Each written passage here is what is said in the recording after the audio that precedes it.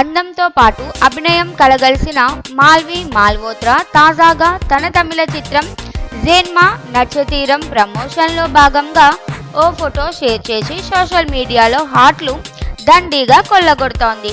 ప్రకాశవంతమైన ఉదారంగు దుస్తుల్లో pink బౌగెన్ villa పూలు ముఖం దగ్గర పెట్టుకొని ప్రశాంతంగా కనులు మూసుకున్న మాల్వి లుక్ అద్భుతంగా ఉంది.